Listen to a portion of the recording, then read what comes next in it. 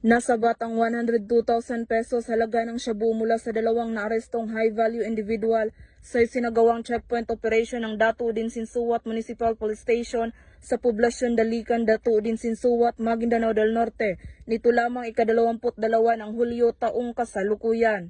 Kinilala ni Police Captain Sammy A. Paning, Deputy Chief of Police for Operation ng 2 MPS ang mga sospek na sina alias Fayas, 58 anyos at alias Cheva, 49 anyos na pawang residente ng Barangay Sarabia, Coronadal City.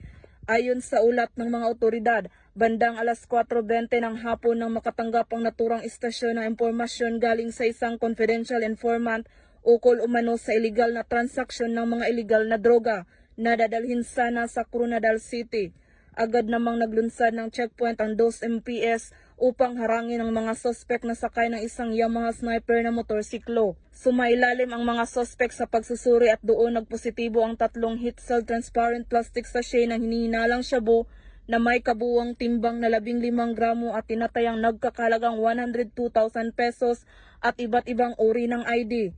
Kasalukuyang nasa kustudiya ng 2 MPS ang mga sospek kasama ang nakumpiskang ebidensya at posibleng mahaharap sa kasong paglabag sa RA 9165 o Comprehensive Dangerous Drugs Act of 2002. Ang matagumpay na operasyon na ito ay bahagi ng pinaigting na kampanya ng pamahalaan laban sa iligal na droga upang masiguro ang kaligtasan at kapayapaan sa mga komunidad ng Bangsamoro Region. Mula rito sa rehiyon ng Bangsamoro, ako ang inyong PNN correspondent, Patrolwoman Maricris Algabre, alagad ng batas, tagataguyod ng Balitang Pulis.